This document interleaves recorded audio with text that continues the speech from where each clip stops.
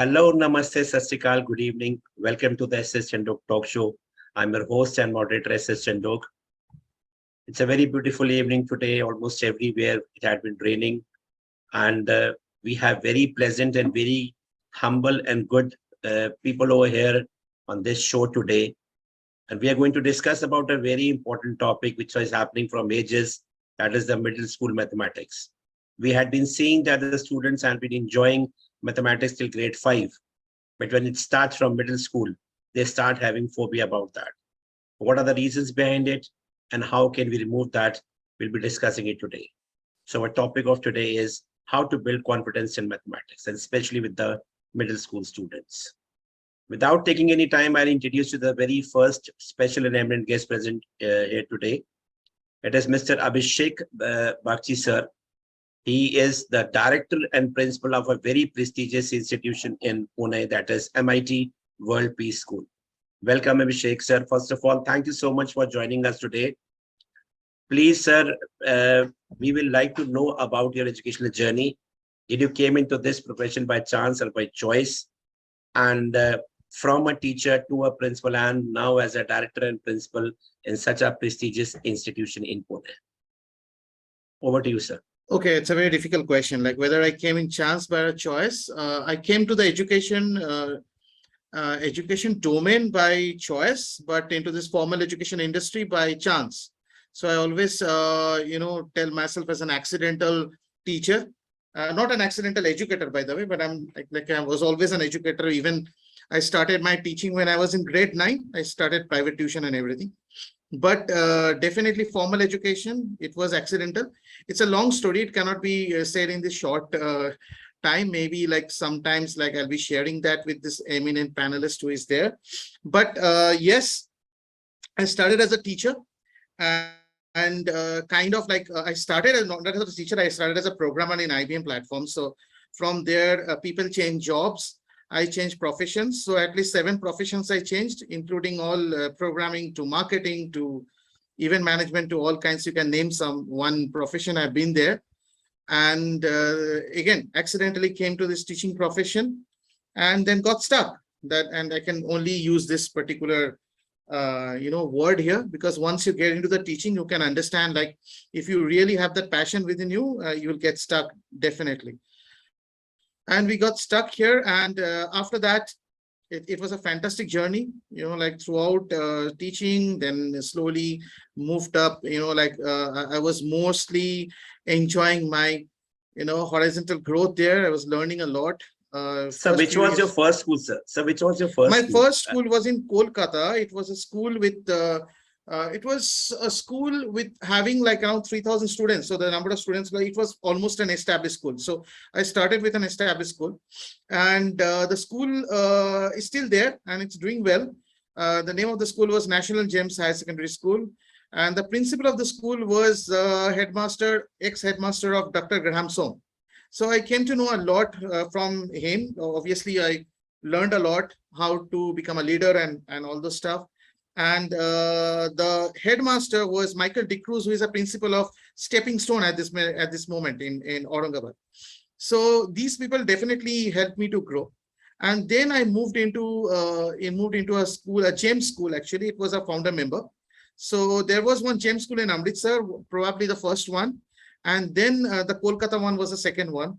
So they probably the second GEM school, and I was one of the founder member, become a coordinator there. Founded that school. There were 17 members founded the school. I was one of them.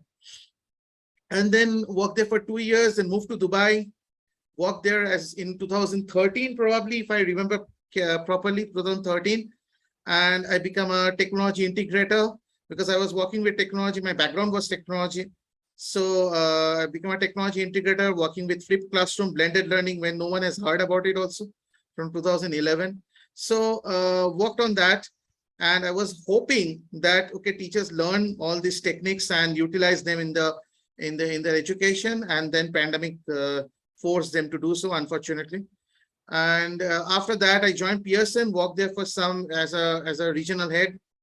6 schools was under me. That is Pearson School of India, not the publication. And after that, I took the risk of becoming principal. I'm still the principal and the director because none of my colleagues would dare to become principal. All the principals are here. They're smiling. I can see that. That's the most challenging job. One of the most challenging jobs in the under the sun. So yes, took the risk and still taking the risk. Even yesterday I took a risk. So every day we are taking a risk. And that's working so far. That's why I'm sitting in front of you, in front of the camera, and doing this. Otherwise, anything can happen to a principal any day. Yeah, absolutely right, sir. Yeah, I remember that we used to see the principal coming in a long car and sitting in an AC office. How wonderful, pleasure she has. But that is karma. It happened to us then. Now we feel that it was not right when we were seeing that the principal is coming in a long car and sitting in an AC office. It's not easy. Every day is a challenging. True. You're absolutely right, sir. Every day is a challenge. One another challenge you are facing with everyone. Thank you so much, sir. You have a wonderful experience, and your mentors also had been so, experienced and learned, and they have True. passing. And this is what we are also trying, that whatever we have learned, we are passing it to our teachers and people. We don't say them that you are under us, you are working with us. We are just passing on the hierarchy of whatever we have learned, we are passing on. And we feel very proud coming up to the senior level. Now your teachers or coordinators, they have become principals now. We feel very proud of Absolutely. that. Thank you so much, sir, and welcome, sir. I hope you'll have a good session today. Next, we have Shalu Babar, ma'am. She is the principal of a very good prestigious institution in Gurugram, that is G.D. Goenka High School. Welcome, Shalu, ma'am. Thank you so much, first of all, for coming up to the show. Ma'am, we will also like to know about your educational journey, ma'am. First of all, thank you so much, Mr. Chandhok, for inviting me. Although for many weeks we were trying for this, but finally I could make it. Yes, I'm heading G.D. Goenka High School, which is a CBSE residential co-educational school in Gurugram. And it is under the management run by the Goenka family. In fact, it's a new school. We've just started. This is our first academic session, but this is not my first experience as a principal. Before this, I was working with G.D. Goenka Udaipur as a principal. That too was a CBSE residential co-educational school. And while people were talking about the lovely weather of Pune, I was recollecting the beautiful landscape and weather of Nashik, because again, Nashik, being very close to Pune, enjoys the monsoon and some lovely terrains for treks and cycling. I was there in Nashik for 8 long years, worked with the Ashoka group of schools. I joined that school as a teacher and subsequently got promoted to the position of a principal. Ashoka group of schools, they run ICSE and IGCSE schools. And that was the first experience in the administrative role.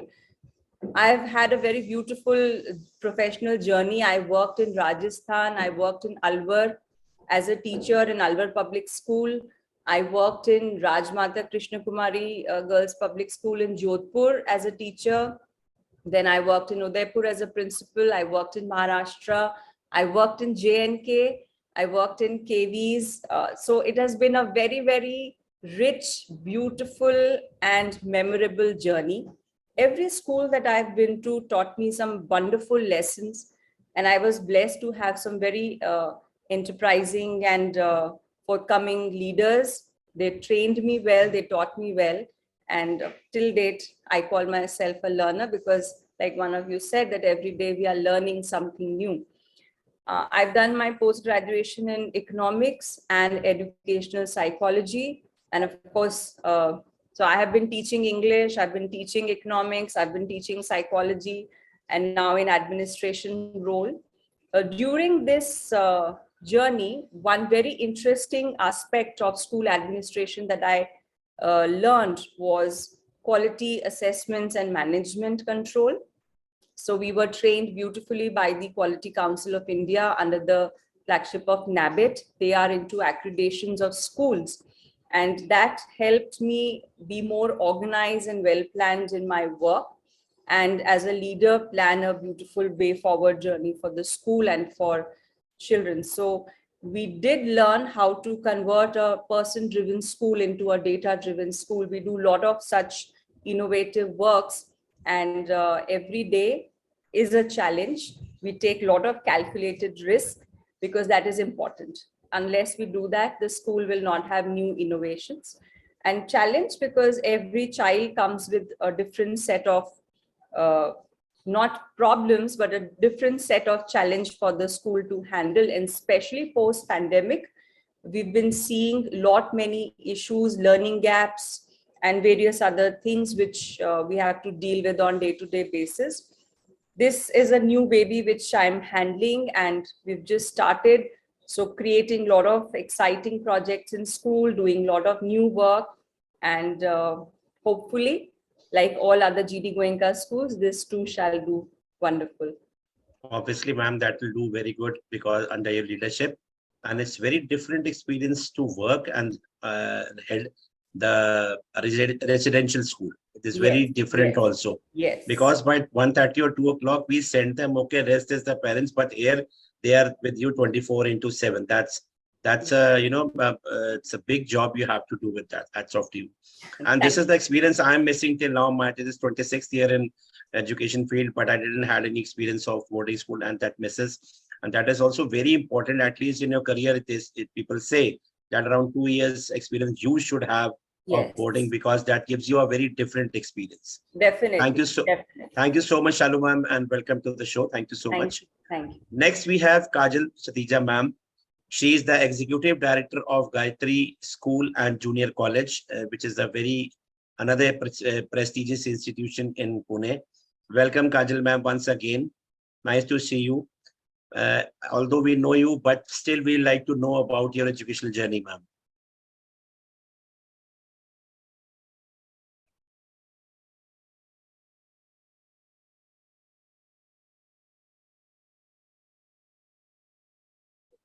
There's some network glitch, so no issues. We will wait for her. I mean, we'll move forward. She'll come back again. We'll come up to another, personality who are present over here. That is Mr. Dhaval Pat sir. He is the principal of Shri LG Hariya School, Jamnagar, Gujarat. Welcome, Dhaval sir. Ma'am, we'll come to you again. Dhaval sir, welcome to the show. Please let us know about yourself, sir. Thank you so much, sir. And thank you so much for inviting me in the show. And like my journey in the education has been like the students, they come from the preschool to the primary, then middle school, high school, that way. And that all happened in a very short period of time. I started my journey being a primary teacher, and slow and steady, gradually gone for the middle school. And then I started, and as I was teaching mathematics, so my qualification and the teaching interest were not actually matching, but the interest towards maths was really much, so that I was stuck up to that only. And gradually I started moving ahead with that. And I worked with 3 different schools. This is my third institution. And a lot of things happened in a very short period of time, as I said. And when I was in Ahmedabad in Gujarat, so I got a chance to work with a very well-known institution over there.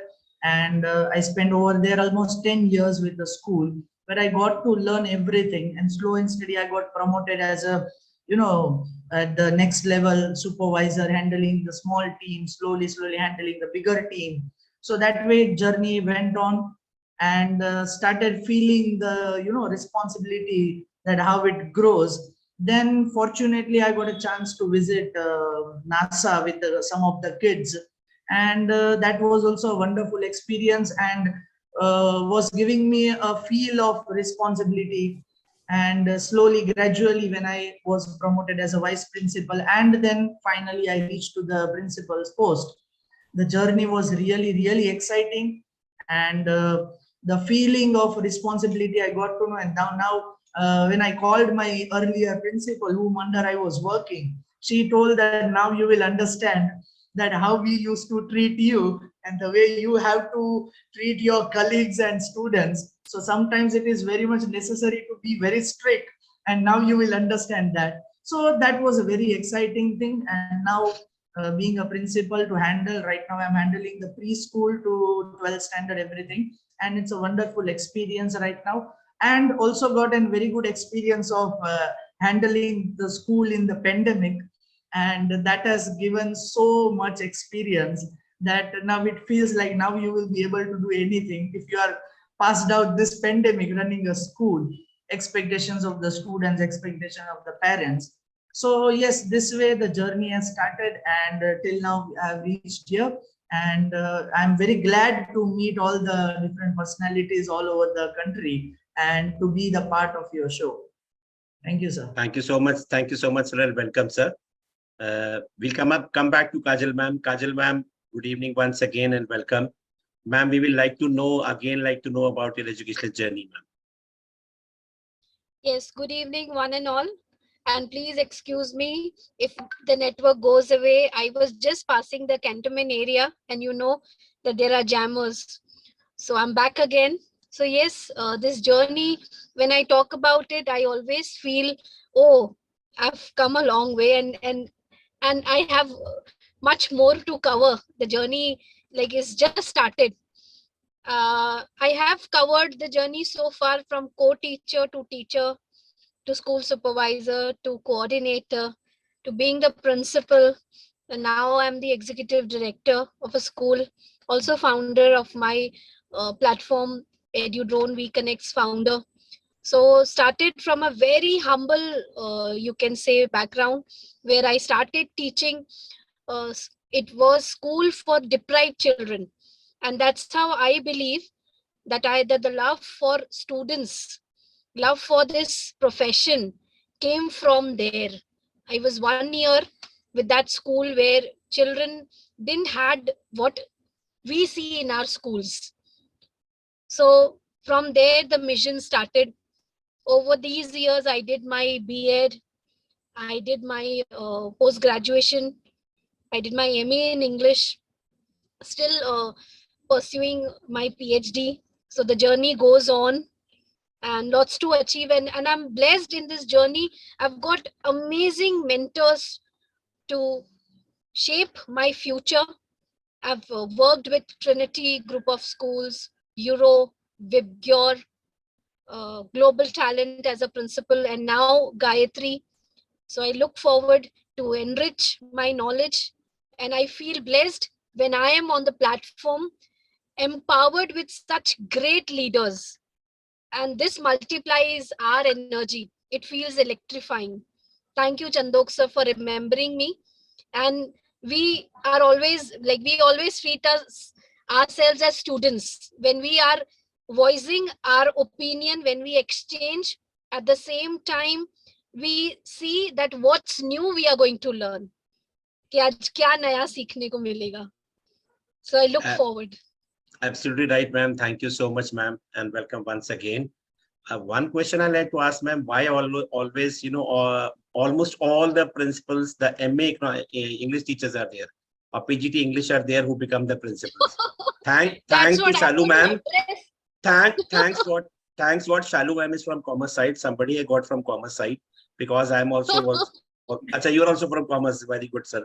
I have a majority today. Sir, which subject you were taking, sir? Dhaval sir. Dhaval sir, which subject? Yeah, I was, as I told you, I was from the commerce background, but I used to love the practical subject. So I was, teaching mathematics and some other, practical and theory subjects, sometimes SSC. Right. Likewise. Right. But yeah, basically I'm from a commerce background. That's great, sir. Abhishek sir, you had been taking computers, I think. Yeah. My subject was always computers, but I taught all the subject apart other than vernaculars. My Hindi is horrible. So I think I taught all the subjects and even English, but not vernaculars. But my primary subject, yeah, my education is computers. Right, sir. I had been taking accountancy. So you always find that in this profession, 95%, 98% principals are female, and there's a scarcity of the males over there. And out of that 98%, you can find out around 90-95% are PGT English. That's wonderful. Thank you, ma'am. Kajal ma'am. Hope to have a good session again. I mean, more. Let's come up to the next round. No, we have a very pleasing personality I've left up with. So I'm so sorry. He is the, the expert of today's show, Mr. Nirmal Shah. Mr. Nirmal Shah is the co-founder of Counting Well, a maths learning app for middle schoolers. Their goal is to make maths learning easy, anxiety-free, and participative for children across the country. Their focus is to help the so-called average students become more confident with maths and develop great problem-solving skills. They step in where school teachers are not able to provide personalized attention due to lack of time and bandwidth. They have also designed career lessons courses for the age group of 10 to 14 built around mathematics. Their funda is that kids must know that maths matter and it will matter throughout their life. The best way to do that is to show them how. Informally talking, I had met Sir in one of the show again where he was like a co-panelist or co-speaker. When I came to know that about Counting Well, so he told me what actually it is, what is the concept is. So he told me, sir, you might have seen that during middle school, there was a lot of fear of mathematics, maybe in your time also long back, and it's still prevailing. So it came into a mind that yes, it was happening ages back also, and now, till now it is happening, that the fear of mathematics among the students, they love all the subjects, but they run away with mathematics. So he told me about this AI-based tools which have come into the industry because we are technology migrants. We are not technology residents. People like Nirmal Shah and the youngsters, they are technology residents. They know that what technology is. Apart from Abhishek sir might be also knowing. So he's from computer background. But we will like to know that what are these type of tools? Are they helping the teachers or not? And the students as well, as they are more important. Coming back to him, Nirmal sir, welcome once again to the show. Please let us know once again that how it came to your mind to start up a subject like mathematics, and that too from middle school, and tell something in precise about this app which is based on AI. Sure, sir. Thank you for inviting me again. It's always been a fun and enlightening experience of meeting principals from such diverse backgrounds. And I think today is very interesting because we have people from maths background, from commerce background. So, people who would actually, and from computing background, people who would actually appreciate the value of maths beyond just maths as a subject. So great to be here again. Why we started Counting Well and what Counting Well is all about. I would say that, the journey started several years back. Actually, not journey, but the whole thought of Counting Well started many, many years back when I was with an IT company. I was the managing director of its India business, and I was managing its global delivery operations. And as part of my work, I used to hire a lot of people from IITs across the country. I've been to the old IITs, the new ones, all the way from Guwahati to Mandi to Jodhpur to Goa. And one thing which I found very common when we interviewed these students is that, and one thing I'm sure that Mr. Bakchi would also realize, that when it comes to computing, what is taught in the classroom is not exactly what we would use in the industry. So that is something that, we would not normally interview the students on, because we knew that what they've really learned is something that we would hardly even use, right? So the next thing that came was to evaluate them on their analytical, logical skills and things like that. And one of the things which I would look for is what was their numerical ability, because that would kind of give us a sense of, not just their analytical skills, but also logical and objective thinking skills.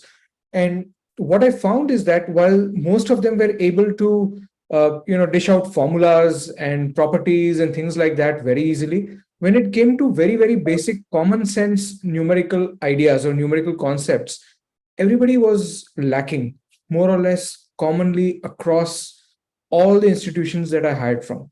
Very simple things like, knowing that ratios, percentages, fractions, and decimals are all one and the same thing.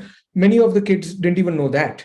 And it struck me that the problem is not at the college. So while I'm saying that, I hired at IITs and so on, the problem did not happen there, because this is the ability which should have developed at a very, very early age. So that problem starts much earlier. And then when I saw my own son going from primary school to middle school, I could see the change in his behavior towards mathematics in particular as a subject. Earlier he used to rush home, take out his books and start doing the homework. As he came into the middle school, what he started doing was a big change. He would come home and he would say, I'm hungry and I need to go play with my friends. Otherwise, it will be too late and evening and I cannot play with them. And then come back. And after you come back, you are hungry again. And then you're too tired. And finally, we had to force him to do the homework. So why this change happened?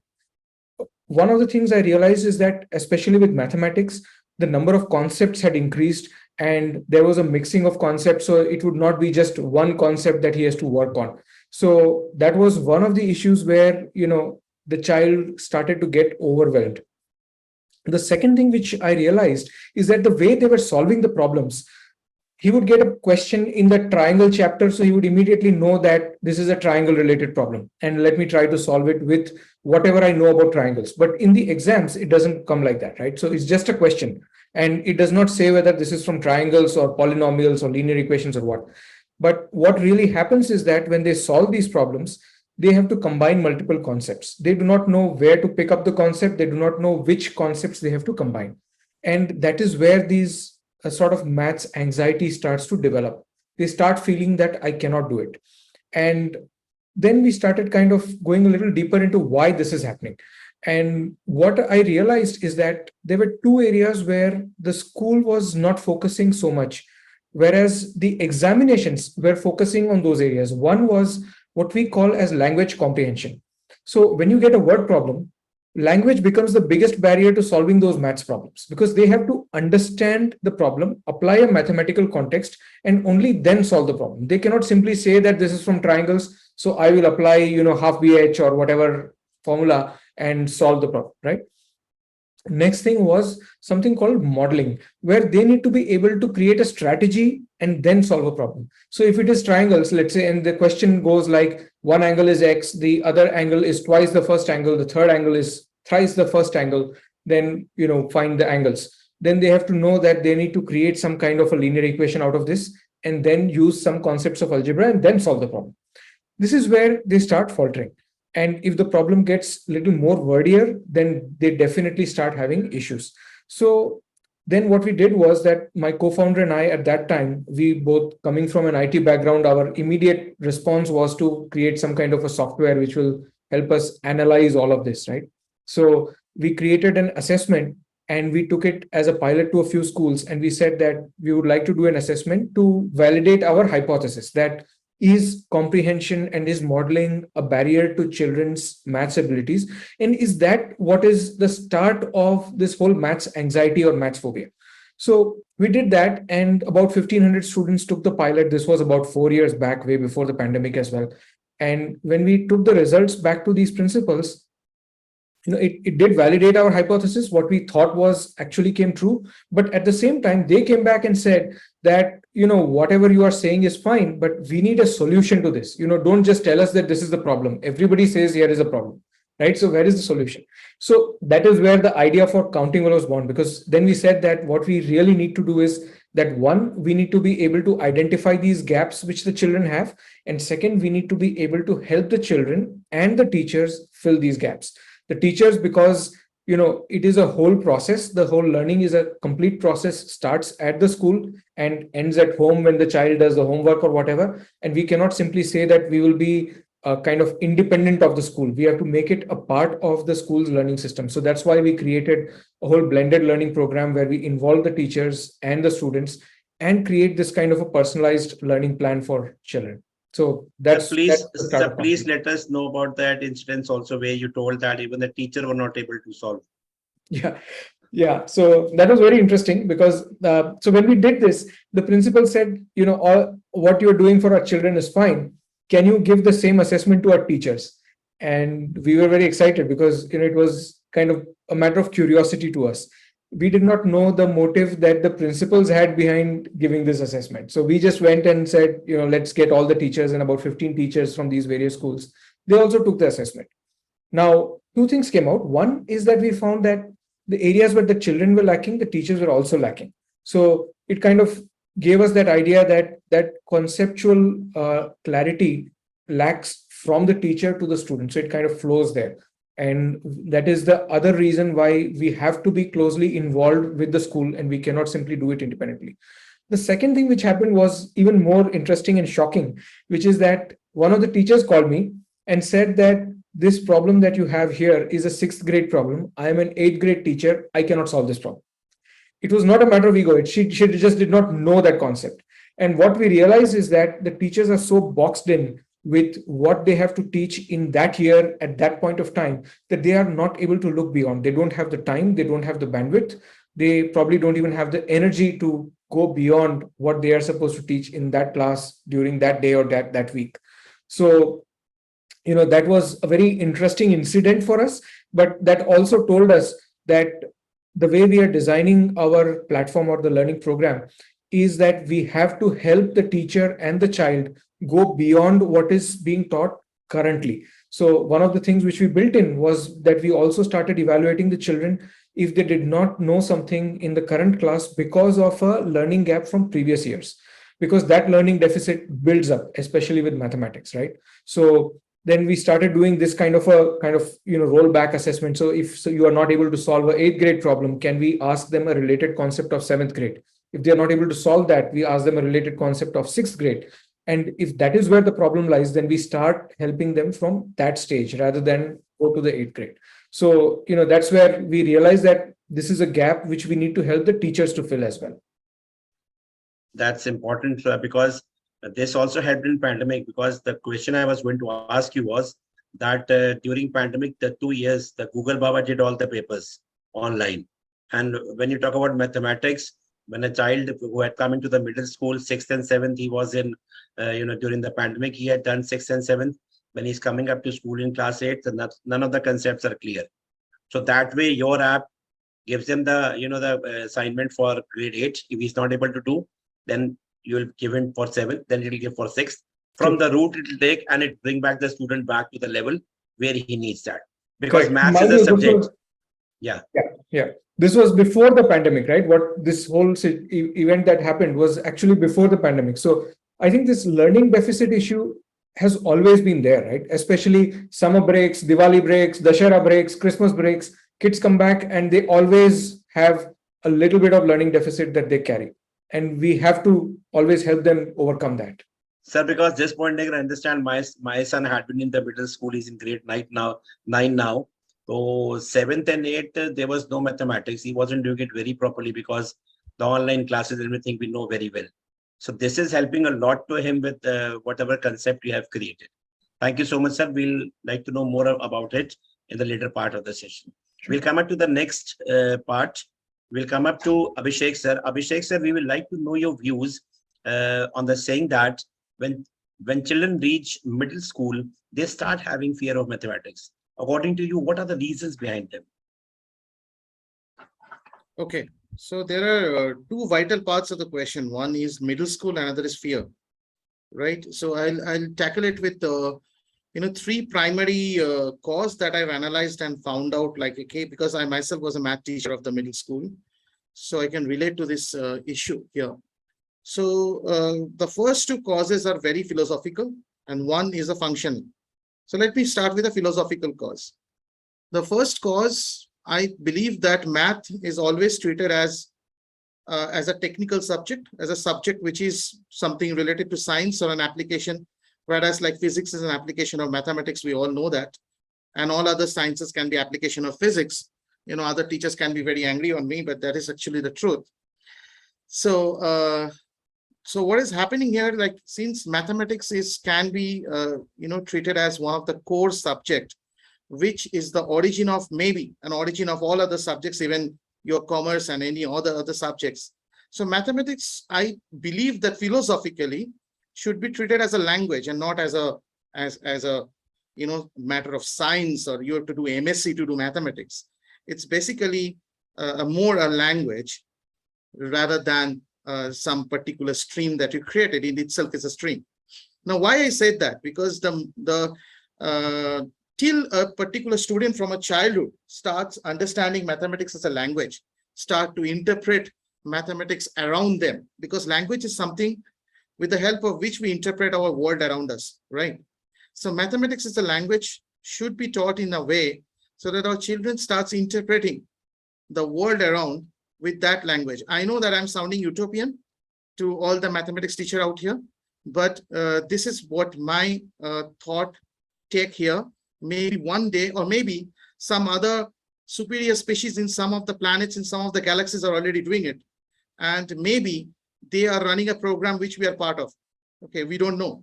We can be just a part of a giant conspiracy going on somewhere in one of the planets where some great mathematicians are playing a game with us. So having said that, so that is my first philosophy. Like, unless we start interpreting mathematics as a language, and all our students, all our children starts understanding the world in perspective of mathematics and not the language we are learning, because for me, the world has been interpreted by the language I speak, like Bengali. For you, sir, your interpretation of the world is very much on the language that you speak, that our understanding is very much shaped by the language that we speak. And it's a scientifically proven fact. So it's high time when we teach mathematics as a language in the pre-primary, rather than an individual subject which is more inclined towards science.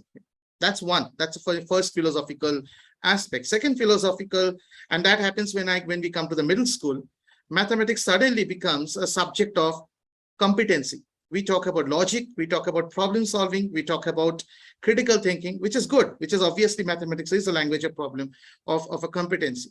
But the major challenge here is like we don't understand the purpose.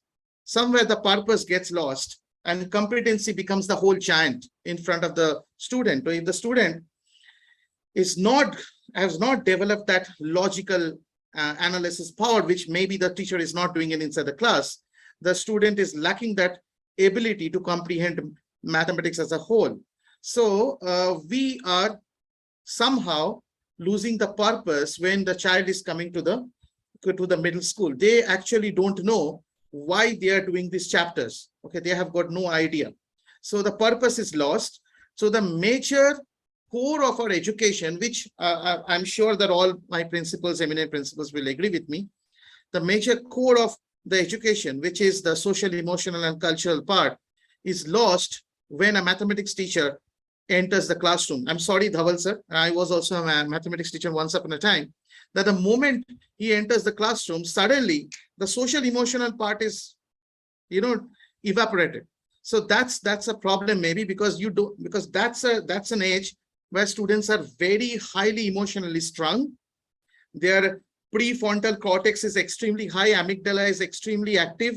And so, but suddenly we are telling them to shut down and think only about the competency. And that's a huge philosophical problem here. That's my second point. My third point is functional. It's absolutely functional. And it's a request to all the principals and leaders listening to me. We don't allow mistakes in mathematics. A mistake is zero. Right, we don't allow that. Okay, Mr. Nirmal Shah spoke about mastery-based learning, going back to class 5, going back to class 6, which even Khan Academy is doing, which is a brilliant job. But there is little scope of allowing mistakes in mathematics, which maybe the scope is a little bit there in other subjects, but in mathematics, no, we don't have it. So somehow something is getting drilled into the student's head that if I'm wrong, I'm wrong. Okay, it's very black and white. So that's a problem here. Okay, we can see the problem of it's very, very functional. So I think inside the classroom, inside the school, we should start building up a culture where mathematics can be a subject of R&D and not a subject where you have to score 100 upon 100. Otherwise, you're not a good student in math, right? We know this, right? No matter how we deny, but we know that a student is very good in math only if the student gets 100 out of 100. A student is not good at maths if they have tried some different method which are not written in the book, or not written in the exercise, or not done by the teacher. I would rather appreciate that child who is not getting 100 out of 100 and trying out some other methods, rather than someone who is getting 100 out of 100, right? So we are reducing the scope of R&D into maths, trial and error into maths, and telling the student, look, If you are right, then you are right. Otherwise, there will be a red cross in your copy and there will be 0 written there. So that's a functional challenge here. So someone spoke about fear. That's when the fear comes, because you lose trust. You lose trust. You have closing the scope of a student coming and telling you and what can be done here. And I don't know how many math teachers in your schools do that, but have you ever checked the feedback written by the teacher in the notebook when there is a sum which is wrong? Do the teacher only correcting it or writing a feedback? That is important. Like what kind of feedback the math teacher is writing on the mistake that the student has made. Those each and every statement the math teacher is writing is extremely important to deal with the fear that the students has already developed. So my take here, 3 points. There can be many. So it's not a a complete list maybe, but 2 philosophical. One is like slightly utopian, because I believe our species will reach, maybe a Homo sapiens will become something else, and we will start interpreting mathematics as a language, and all other languages can take a backseat, can maybe an optional choice for someone to study, and mathematics the only subject, primary subject for children. Number 2 is like treating maths in the more social, emotional, and cultural aspect, rather than a subject of competency, subject of. Now please understand, like a competency is an extremely important thing, okay, but I would rather prefer social emotional to get a priority when we are teaching mathematics. Give the student a purpose to learn mathematics, right? So that's my take. And the last one is functional, where we need to convert the mathematics into a trial and error R&D subject, rather than a subject where a student have to get 100 out of 100. So there can be more case study kind of questions. There can be questions which can be analyzed in a different way, and there can be rubrics to analyze the performance of the students, right? Absolutely right, Thank sir. you. What I could understood from your saying is that it should not be a teacher-oriented class. Now it should be a child-oriented class, in short, we can say. And at the very same time, you're very right. They say that you can easily identify a math teacher in a school, because he or she is having a lot of stress, so many exercises, and so many work has to be done. So how these can be removed, this is what we have to discuss today. Thank you so much, Abhishek sir. Wonderful experience and wonderful thought you have shared. We'll come up to Shalu ma'am. Shalu ma'am, we will also like to know your views on the same, saying that when children reach middle school, they start having fear of mathematics. So I'll discuss here one very interesting case study, which I did in one of my schools. So the same problem, we used to have review meetings where we used to present our work and everything to the management in every quarter. So it so happened then when we were vertically analyzing the result, we found that there was a drastic drop in the student grades when they go from grade 5 to 6 in 2 subjects, mathematics and English. And then started our backward working on the why. We used to do a lot of why analysis so that we could identify the root cause of the problem. So when we did the 5 times why, we understood, like even Mr. Shah mentioned, that verbal communication, if the child's verbal communication is weak, then they do not perform very well in word problems. That was one of the reasons that we found. Another very interesting thing that we found, that till primary classes, till class 5, what kind of teaching methods are used? It's very playway, simple, child-friendly, child-centric. The minute they go to class 6, be it a CBSE or an ICSE school, we come down to the NCERT textbooks or Selena textbooks or any other textbooks which are prescribed, and those are heavy in terms of problems, sums. So now what we realized was that there was a gap between the grade 5 teaching methodology and the concepts covered and grade 6 teaching methodology and the concepts covered. So we started working on the spiral curriculum. In spiral curriculum, it was mandatory for all the core subject teachers to get together and work on the core concepts. So if maths we used to spirally see how the concepts would flow from grade 1 to 2, 2 to 3, 3 to 4. And then we used to work on the teaching methods. So there would be a similarity in how it is being taught. So this was something that we did. But coming to the question that why children suddenly lose interest, see, anything that the child is doing in school, if it does not have a relevance to his real life, he loses interest. We teach maths, but we don't talk about the relevance of what you are doing in the math class in your actual life outside. Other than telling them when you go to a shopping mall, you get a bill and the plus minus. But we don't talk about bigger concepts where they are getting to be used in the real world, in the real life. When you are, suppose a child is interested in coding, suppose a child is interested to be a blogger, suppose a child is interested to work on designing an application, they need maths everywhere.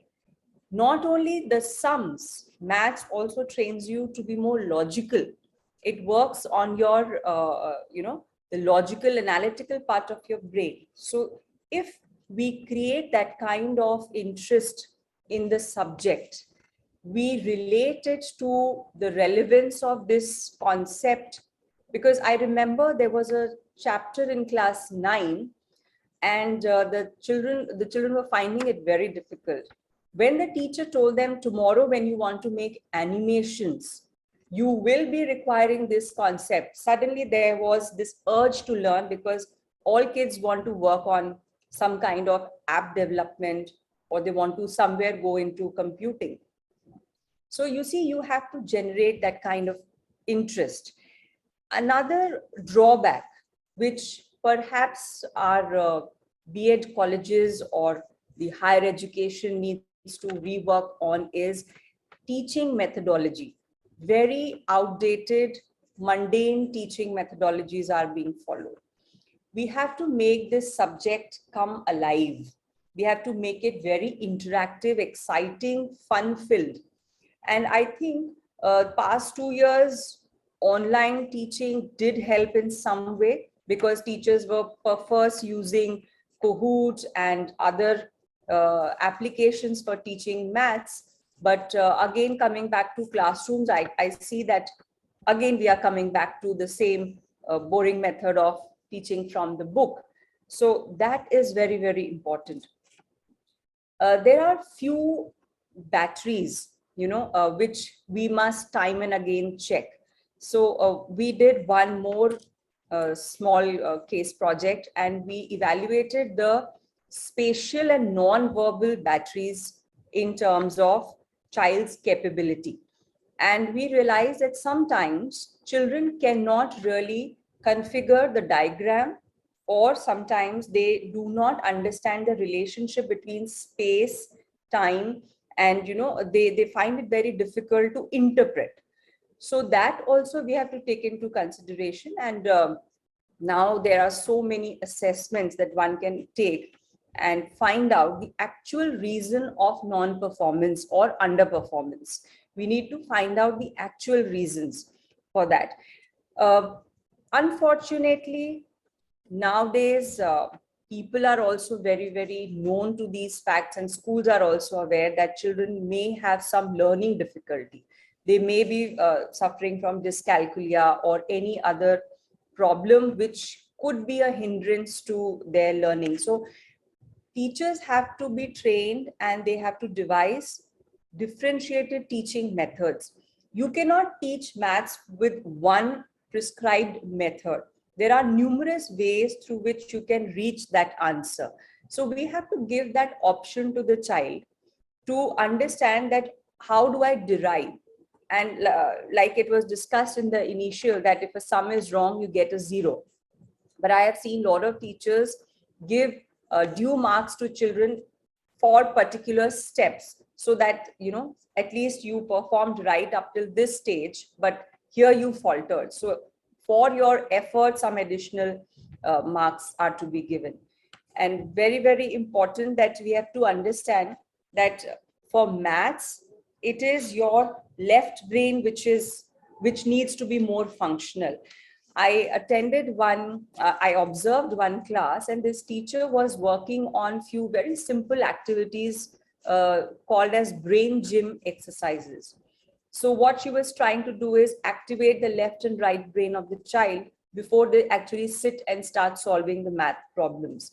So maybe few innovative techniques in the classroom can be more exciting for the child. So we really need to work a lot on making math interesting, creative, and very, very colorful. It cannot be Absolutely right.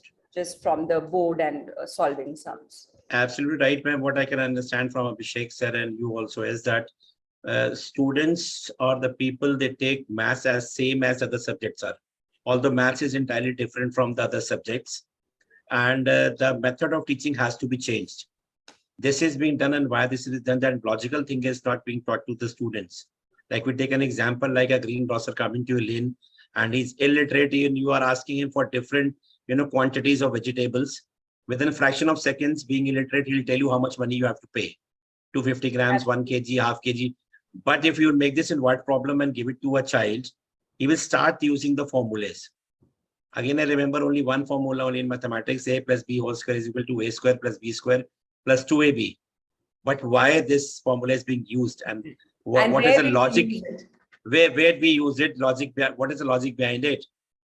So this is being taught. Whenever I try to convince my children, or sometimes when I go into the class or with my son also, I say them, if you are sitting over here and you have to come from the four sides, north, south, east, west, will the route be the same? He said no. So why can one formula will be there applicable at every place? You have to see that from which place you are coming. That way you have to find it out. So that logical thinking, because we are not math teacher, but still we teach this, you guide the teachers also to make it more interesting in a practical way. They should do up something. I also add one more thing here. We don't help children visualize maths concepts. So visual learning is very, very important. They should be taught how to visualize these concepts and then perhaps solve the problems. Because everything can be taught, because world was a big thing, but now it is not a big thing because it's in a one device in a mobile. Everything can be taught to the student through 3 devices and technology which we are using right now. Thank you so much, ma'am. We'll come up to Kajal ma'am now. Kajal ma'am, we like to know your views on the saying that when the students come into middle school, they lose interest in mathematics. So in precise, we like to know from you what other reasons apart from this are there. The children lose their interest in mathematics.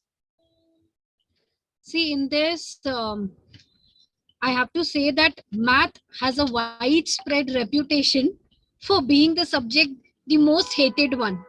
I hope everyone will agree. The students, when they reach till middle school, when the concepts are multiplied, and even I agree with Shalu ma'am what she said, that if it is not tackled correctly right from the beginning, it's going to create problem. So here again I will correlate with left and right brain. Yes, it's rightly said that left brain is required to solve the logical and reasoning, where you need to visualize the concept. Actually, I disagree to this. Like math is a very creative subject. You need to be creative. You need that angle to visualize when you are solving a problem. If a teacher creates the situation to visualize and make it interesting, and making mistakes is a part of life, as Abhishek sir said, that there are very few chances of gaining marks unless it is based on, like we all know that every step gets a mark, but still it does work on it, right or wrong. We accept right answers, but very few chances of gaining marks, because students ultimately they take it from marks, that I score less in it. Then if I score less, I lose confidence. So this is the one major you can say reason behind hating the maths. And we should help our children understanding the concept making it more based on problem solving. I love the point where Abhishek sir said making it as R&D based subject, not marks oriented based. And then even connecting math to real life situation.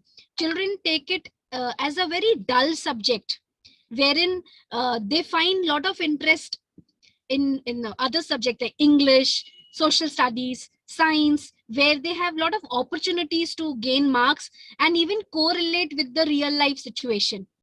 There are very less chances of even for a teacher to involve in a role play. Even like if I have to involve my child to teach addition, subtraction, and all mix, you can say operations, I can explain them by having a birthday party and how that child will plan a birthday party where everything is involved. Multiplication is there, my subtraction is there, division is there.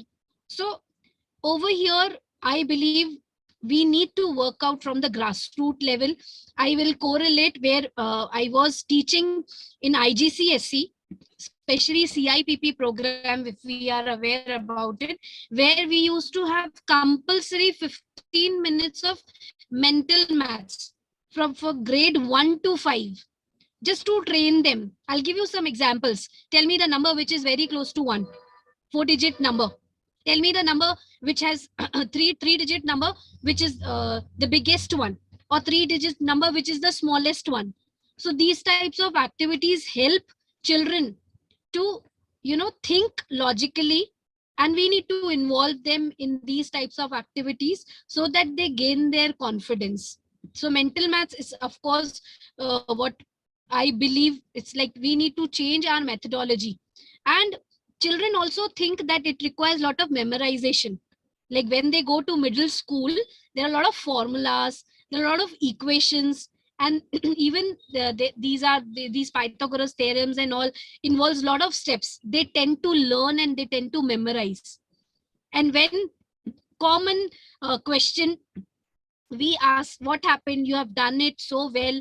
Like in the class test, you scored so well, but when they attempt the question paper, if the question is tweaked a bit here and there, they tend to lose marks because they have followed the same steps which they have done it. So these are the common notions which we have seen in our children, why they hate this subject the most. And even of course, it requires making a lot of mistakes. It's okay. We have to accept it. Because in other subjects, we always say in English, there is no right or wrong. Come on, say. When we explain any literature topic, we always say there's no right or wrong. You can explain in your own ways. So we as teachers, we as educators, we have to be little open when we take this subject. We do agree that yes, to solve a problem, there are different ways. But teachers, even I agree to Nirmal sir when he said that teachers don't have enough time to even do their research, take a deep dive in the concept, and understand the same problem can be solved in multiple ways. And if the child's answer is correct, if the way is different, at times child loses marks. Right. And even that the debate we see during the PTMs, that my answer is correct. So these are the Right. common notions we see in our children of hating this subject. Of course, the right kind of strategy, right kind of, when we prepare our teachers right in the beginning, and we prepare them, correlating integration of subjects is required in maths.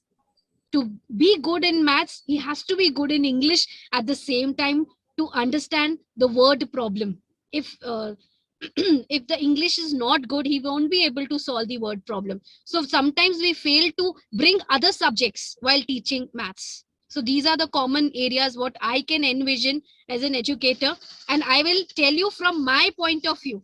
As you were, when we started the session, you said, oh my God, you have done your, you have done MA in English. Why? Because I love the subject.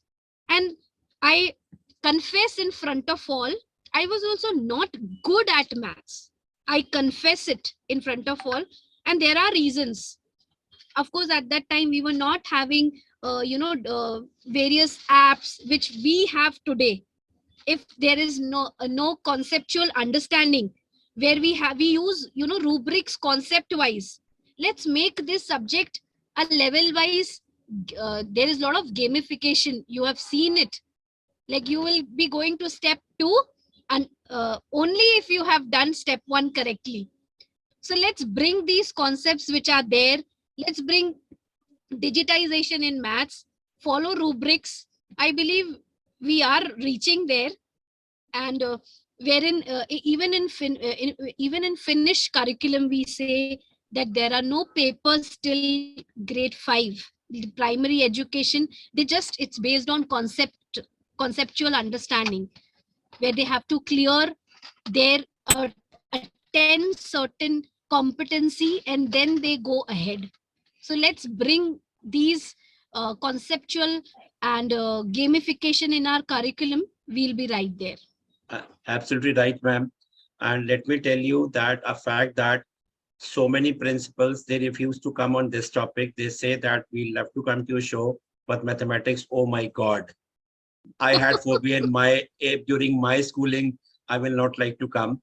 But few of them got the courage. Okay, we had that phobia and we want to remove that to understand the problems and to solve them. We do want to come to you. But out of people who have refused, 90% they backed up. We'll have to come to show you. Please tell us about some other topic. Maths, no, Baba, na. That's not our cup of tea. We'll not be able to come. So where the principals are, the heads, when they have that fear in their mind, what about the students then? It's not about technology also, Kajal ma'am. If we would have got very good teachers like Dhaval sir or Abhishek sir, mathematics teacher, we would have always loved mathematics. I'm very pretty sure where Abhishek sir would have taught or Dhaval sir would have taught mathematics to the students, there the maximum number of students they might have got interest in mathematics. Mathematics is everywhere in every part of life. If a lady is a housewife and cooking at home, there also you need mathematics. Those children should understand this, and the teachers, the main role of the teachers is they have to make it more interesting in one or the other way. And these are only the tools which you have got now in the form of apps or other things that are going to help. But teacher role will always remain the same. Thank you so much, Kajal ma'am. We'll come up to Dhaval sir. Dhaval sir, we would also like to know, because you are a maths teacher, you had been a maths teacher. So in precise, we like to know from you that what are other reasons are being left wherein the students lose interest in mathematics, especially during the middle school. Thank you, sir. See, my view on this is like maths is a learning with application, as rightly said by all the others. That application, real life application, is if it is correlated, then the maths is very easy. And if you go and ask the students from grade 1 to 5, and if you ask in the class that is your math subject, is it the math subject your favorite? Everyone will raise their hand. Yes, it's my favorite subject. But once they come to middle school, and when the teacher itself start pressurizing that now the boards are going to come and you can score 100, you can score 99, so start working on that, and that pressure only brings them down, and slow and steady they lose the interest of mathematics. And yes, it is okay to get fail, it is okay to get low marks, and I would like to confess that I was not a very good student in mathematics when I was a student. But yes, the interest which my maths teacher built in me, that made me a maths teacher. That way, if the maths is treated, then you can do wonders with this subject.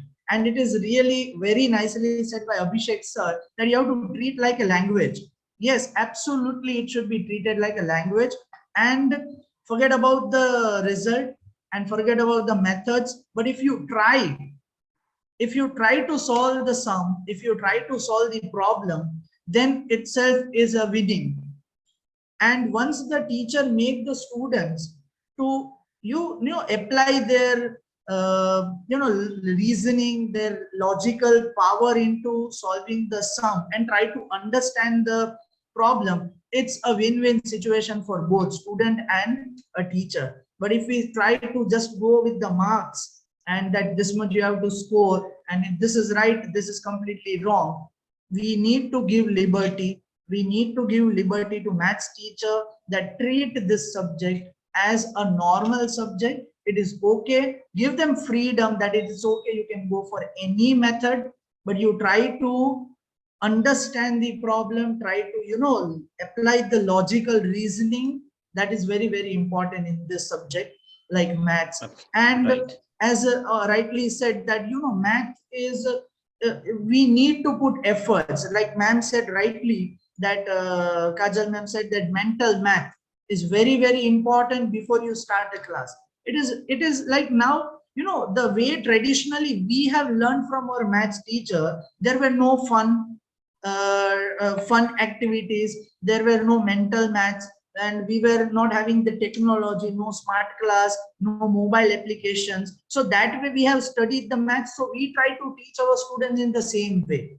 But now the generation has changed. They are more diverted towards the technology, to the mobile and internet. So we need to divert them towards that way. And every time it is very much necessary to make the teachers train for doing something different from their regular teaching. Book, chalkboard is a part of it. We understand to teach them from the book, it is a part of it.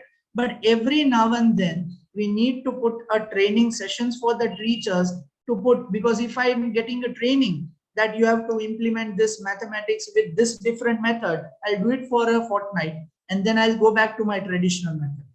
So this is very important that every now and then we need to push the teachers for making it creative, more making it for like fun-filled activity, and that subject should be treated like a normal subject. It is a math Absolutely subject. right. Oh God, it is a mathematics subject. I have to score. It is okay, you get 60 out of 100. It is absolutely fine. But you have applied your brain, you have applied your logical reasoning, you tried to do it. That is the situation where you have created something interesting. And if the entire class is trying to solve the sum of their own, then it is like you are a very good maths teacher, what I feel like. But if you are Right. spoon feeding them, if you give a question and solve it ready-made, the students will never ever apply their brain, and gradually they will start feeling like the subject has been very boring. The one Like thing, question and answer. Dhaval sir, I will also like to share one more thing, that it is also on the parents also. You are teaching in the school, when they're going back, the parents are saying, oh, maths, you have to do very hard on this. It's a very hard subject. You know why? Yes. Basically, they had that problem in their childhood. 20 years back or Absolutely. whatever, a number of years back, they had that problem and they had that phobia. Now, when their kids are coming up to the school level, they want to say, beta, and every parent wants that his child should be either an engineer or a doctor. No Yes. third option they want to have. So mathematics is very important when you want to be. A boy has to become an engineer and a Yes. girl has to become a doctor. She has to Absolutely. clear. So We that way they want generally, that the child, yeah, they want to have mathematics because they had that phobia in their time. Now, even sometimes my wife says to my son, he's in grade 9, he's the younger one, daughter is elder one. So why that fear was in her, that she wasn't very good at mathematics. She says her again and again. So he said, what about mathematics? What's big deal in that, Mama? क्या हो गया mathematics को बहुत बड़ी चीज नहीं है. I'm doing it. I'll be able to do that. Because there was a learning gap of 2 years. He was very bright in all the subjects, but the 2-year learning, which has brought down a little result. So I was just saying to my wife that come up to the positive side from he's not working and getting 95, but he's got 80 out of it. He became 0 during the pandemic. So he hasn't come from 95 to 80. He has come from 0 to 80. And marks are not the most important thing. His concept should be clear. yes. So Likewise, when we have the PTMs in the school, the parent comes and they see the report card and they just focus on math or science. They see that my child has passed in, yes sir, my child has passed in all the subjects and almost all the classes failed in mathematics. How your teacher is teaching, sir? This is what you sometimes we also get that yes, absolutely. from the parents. Yes. Because he has passed in all the subjects, has failed in maths, and almost all the classes failed in mathematics during the middle school, especially. So what's the reason behind that? The teacher also gets a peace of mind from the administrator that what type of paper you are making, sir. I'm teaching so much, I'm teaching this much, but the students are not paying attention. They are towards the coaching, whatever classes they want, they don't want to understand in the school, and number of problems are there. So that also have to be settled. But right now we have talked about the problems. Now we have the problem solver, the savior, Mr. Nirmal Shah, sir. He will be the Santa Claus for mathematics right now. Then, sir, please, you have heard all, as an expert, you have heard all the grievances, all the problems we have talked till now in first round. So your views on what everybody said and how this, your app is solving all these problems. Over to you, sir. Okay, so this was a very, very great conversation. I think one of the most interesting ones that I have heard during most of your shows, sir.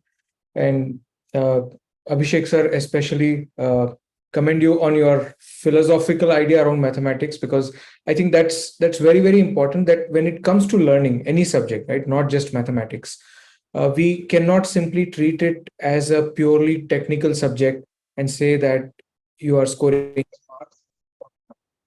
Right? It has to be much beyond that. And I think the other point which Abhishek sir brought up is, maybe we are, some other people, aliens have created us to do something. I'm sure if you have read the Hitchhiker's Guide, then the answer to your question is 42.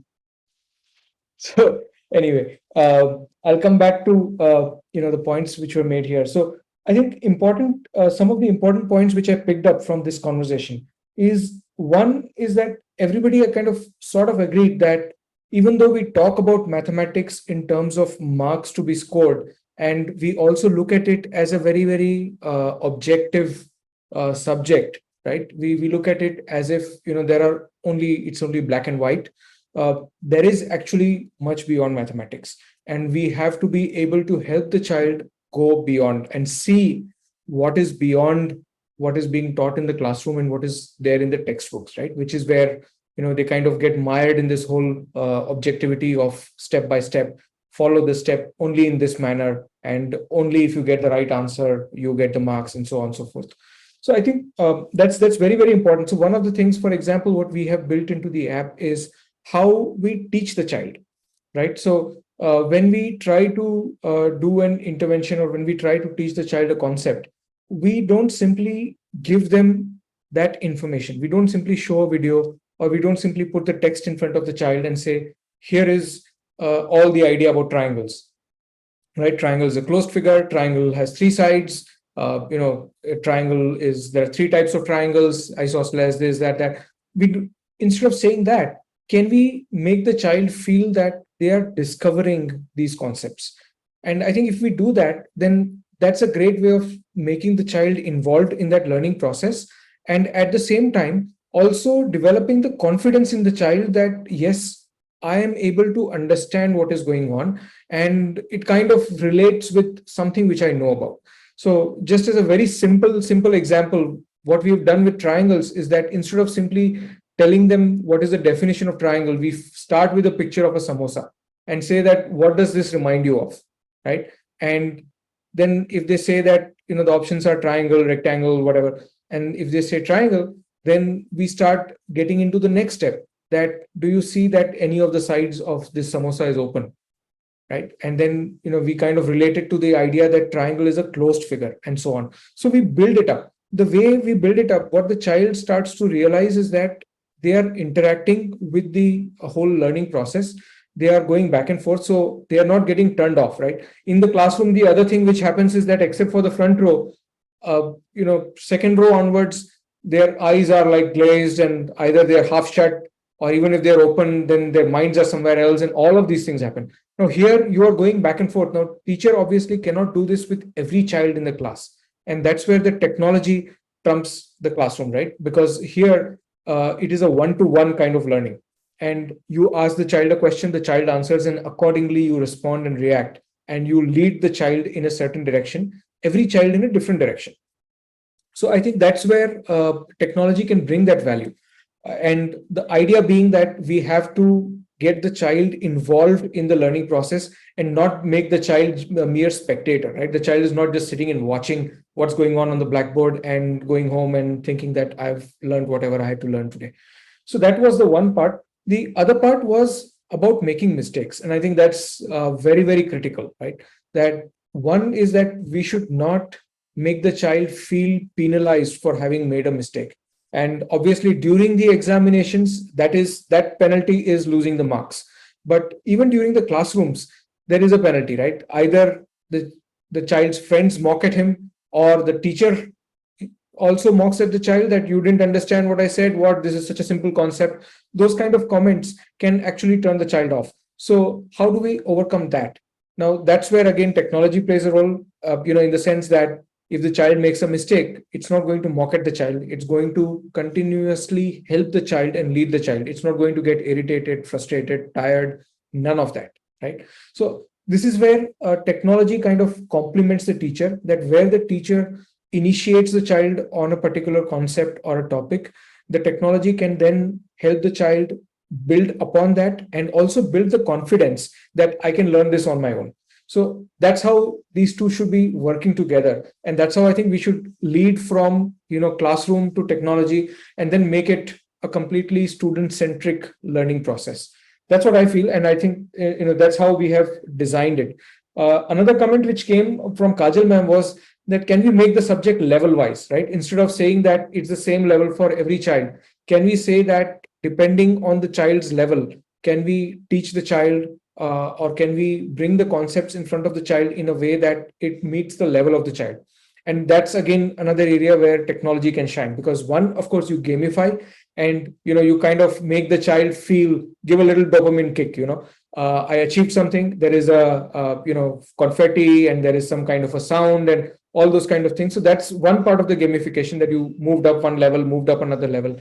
The second part is also that instead of saying that every child is at the same level, can we identify the level of the child and start at the child's level, rather than saying that the child has to come up to this level and the child has to meet the bar of the classroom? Can we put the bar at the child's level and say that, look, there is a higher bar which you have to reach, which you have to achieve, but we will start at where you are, and then we will take you step by step higher. As you go further, we will show you more complex ideas, we will show you more complex concepts, and at the same time we will also start building your skills and your confidence. So I think if we can build it that way, then that's a great way of doing this whole differentiated learning that we talk about, right? In the classroom, again, practically not possible to differentiate for every child, but here that can be done, that every child has a different level. So you start at that different level and then try to bring the child up, rise up the levels as they go further. So that's my 2 cents on how technology can, play a role in all of these points which came up here today.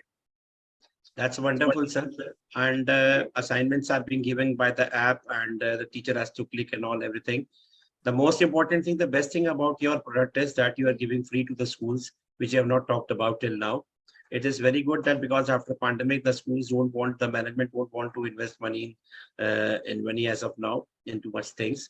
So that is also wonderful. You're giving to the students, to the schools free of cost. And being free, apart from that, also it is very helpful that assignment work, because the teacher always says in a 40 minutes class, with a 40 students, how can you pay attention to every single student?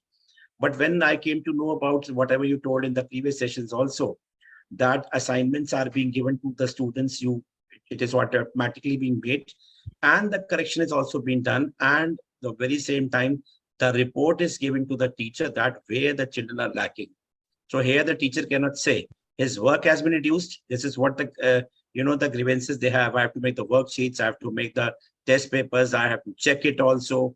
How can I find it out?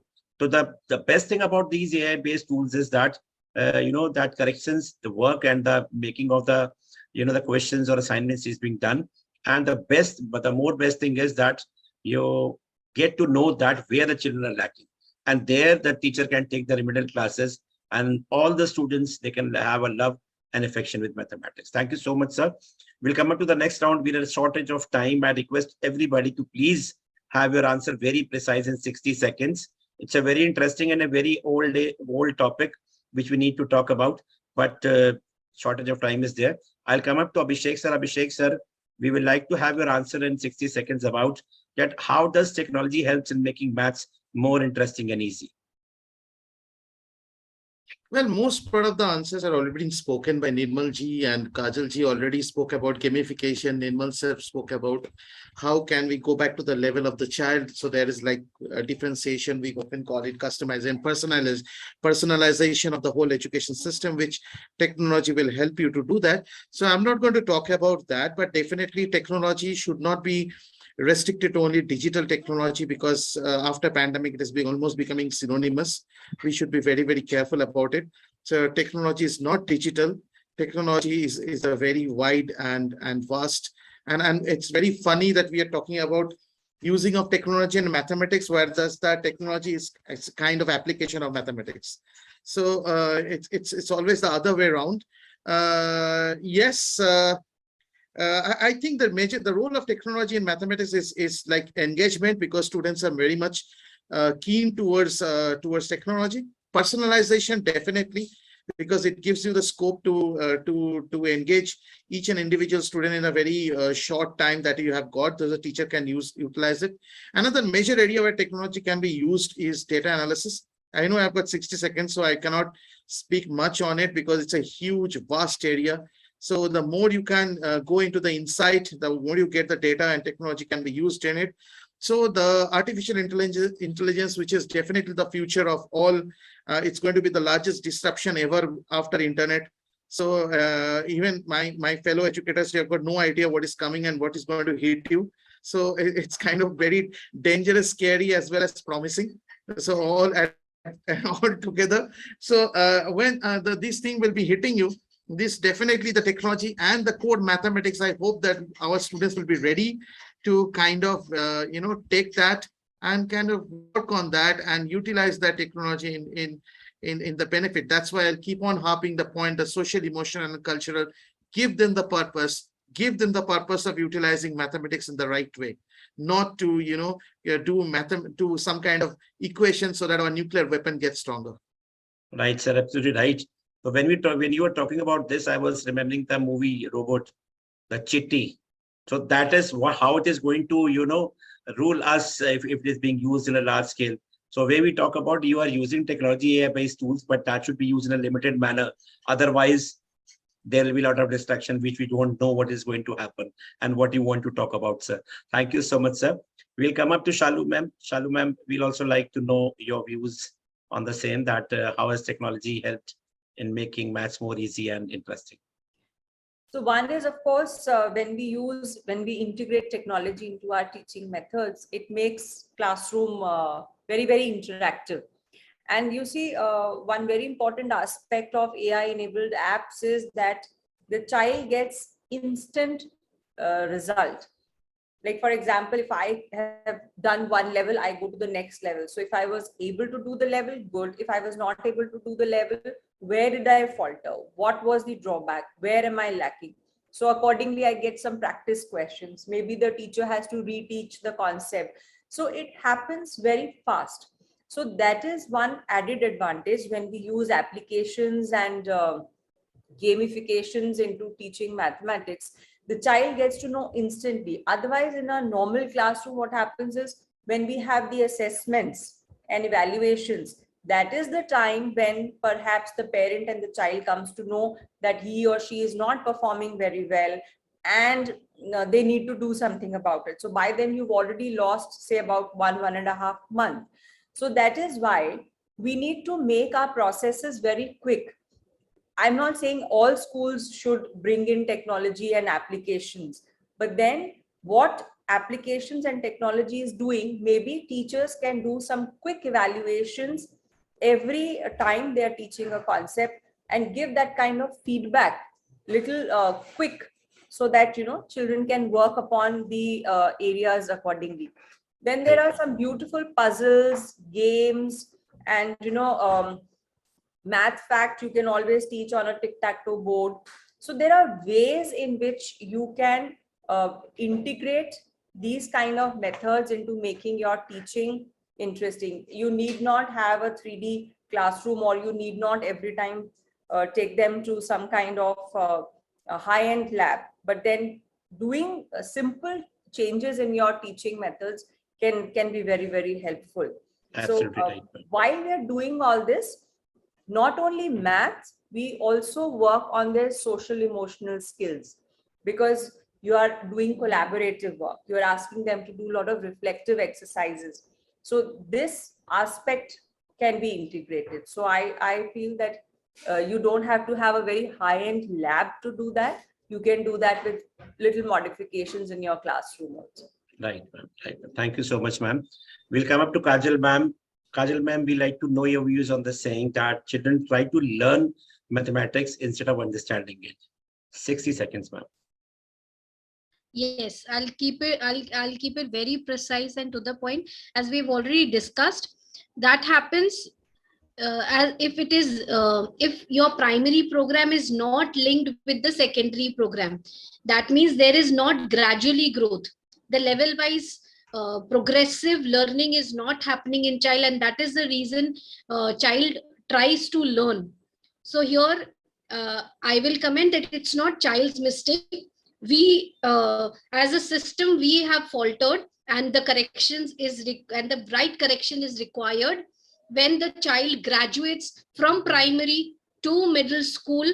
And if that is done, I believe that child will not you will not see that children learning the concepts. If the concept is clear, the gradual growth will happen, and they'll take subject as a challenge, not as a burden. Wonderful, ma'am. Wonderful. Thank you so much, ma'am. Dhaval, sir, your views on the same thing, sir.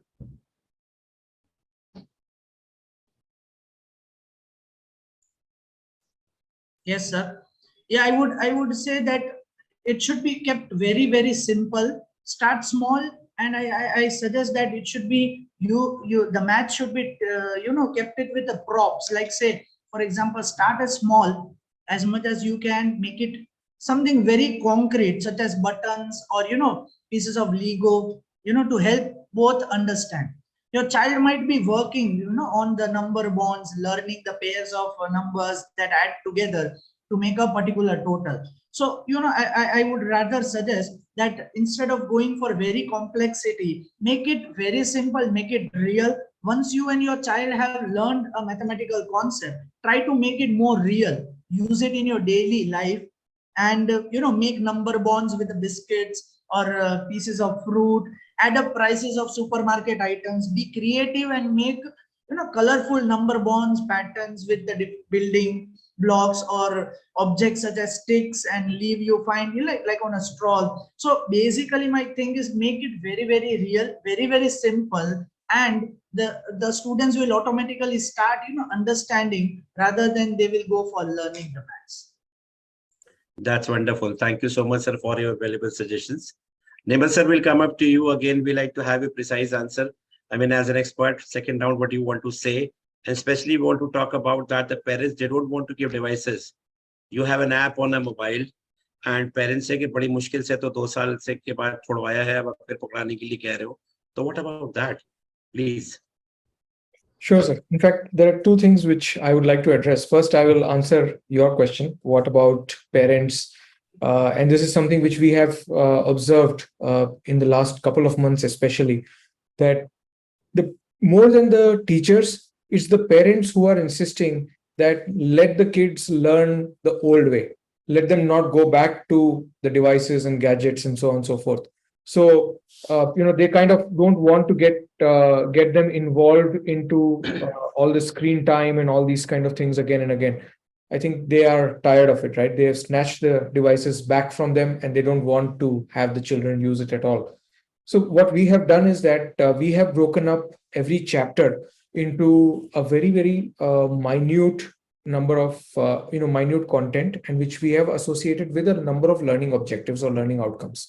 So by doing that, what we have been able to do is that we've broken, for example, every chapter in a class, every class worth of all the chapters together, we have about 300 odd learning outcomes. So by doing that, each learning outcome then gets associated with a very small micro learning content, which can take about 5 to 7 minutes to complete. So then what we do is that when we create the learning plan for the child, then we just give them 3 to 4 learning outcome worth of content, right? So that way they just spend about 20 minutes, and within that 20 minutes, they are able to achieve 3 to 4 learning outcomes and move forward. Rather than actually spending hours and hours or too much time on the device, they just have to spend 20 minutes and then they can move on. They don't have to spend more time on that day. They just come back next day. So there is always some incremental learning which is happening. At the same time, the screen time is kept to a minimum. So that's the whole idea. The second part, which was very interesting, I think, which came up in a couple of instances, Abhishek sir said that, I think even Shalu ma'am brought this up, is about data, right? And, data is actually is something which schools have not used in the past. At the most, what we have done is that we have used the marks, right, at the end of the term. Now, at the end of the term means that you are ready to move forward. You are never going to look backward.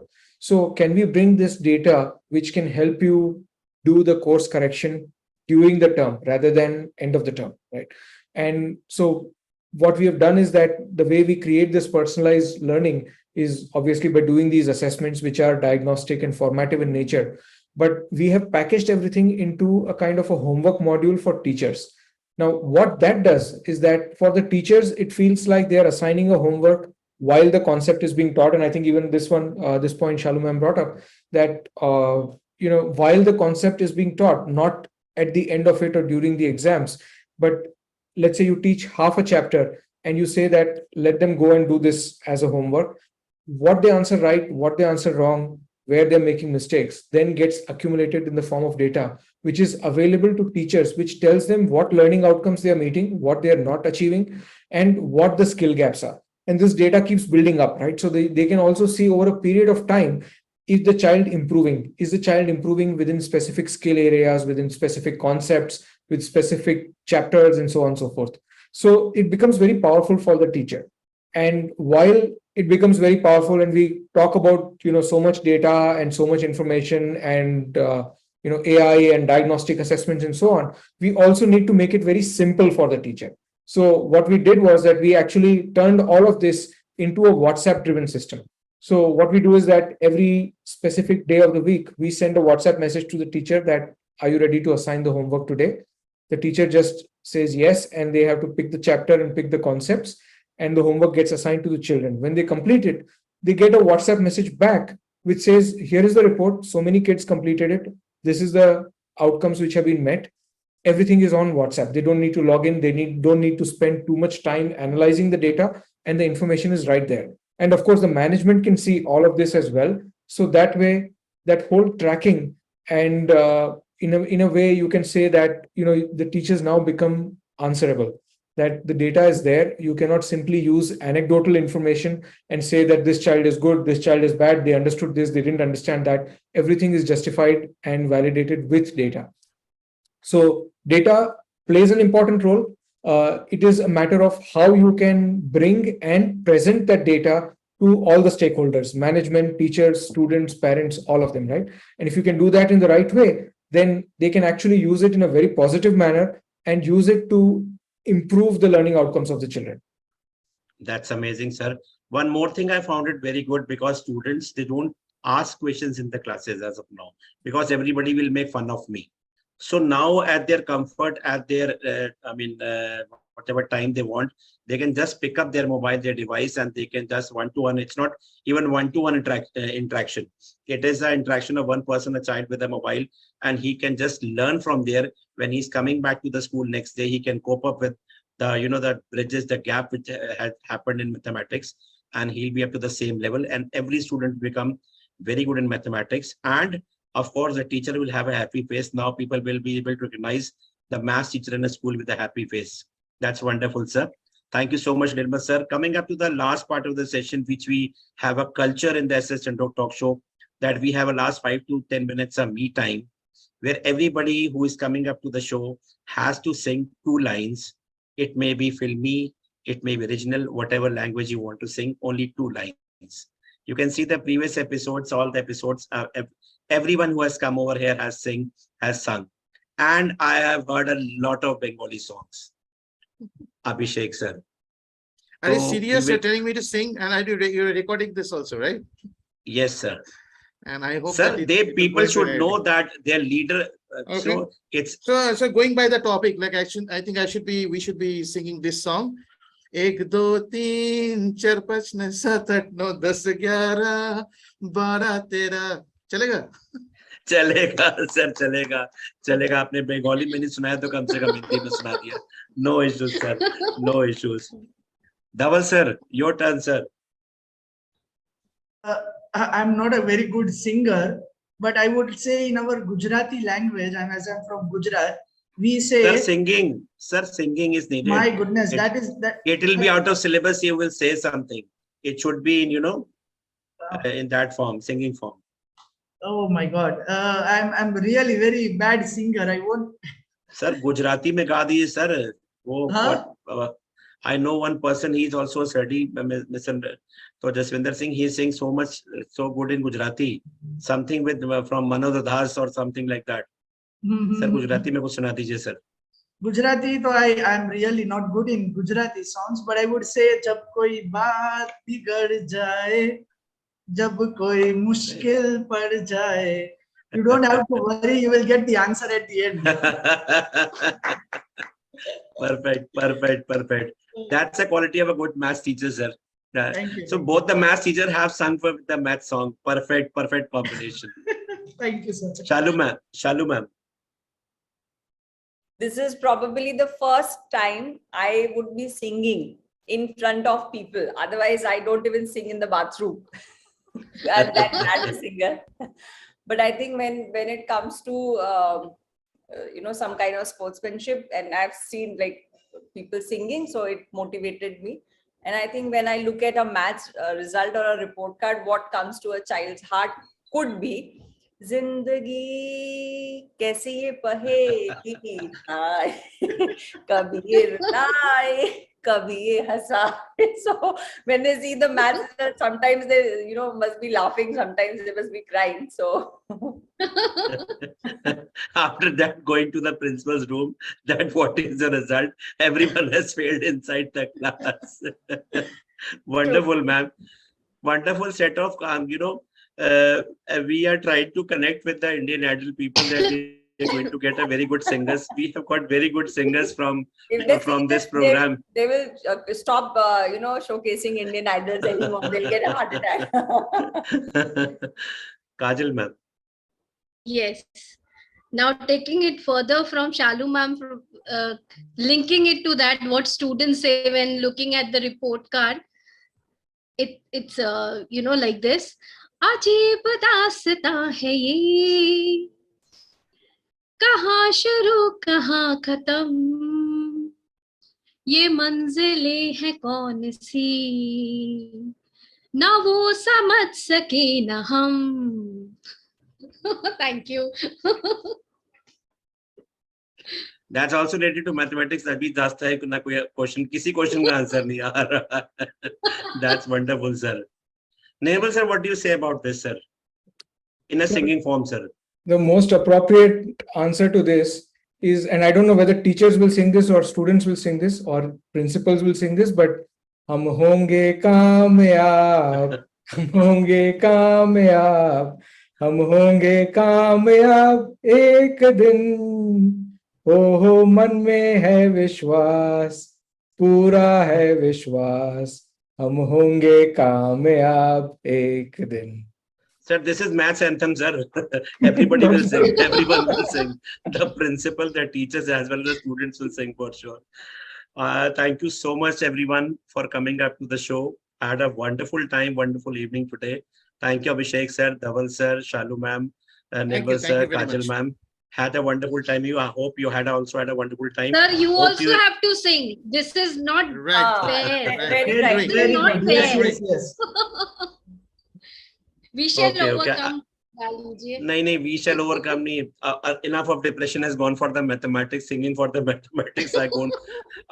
It will be all about we have met together today. So I'll sing one line. आने वाला पल जाने वाला है हो सके तो इसमें जिंदगी बिता दो पल जो ये जाने वाला है. Oh, thank you so much. I've been caught today. Thank you so much. Thank Hope to you. see you another Thank you very season, much. another season and another episode for sure. Thank you so much. Thank you Thank so you. much for inviting. Thank Thank you. you, sir.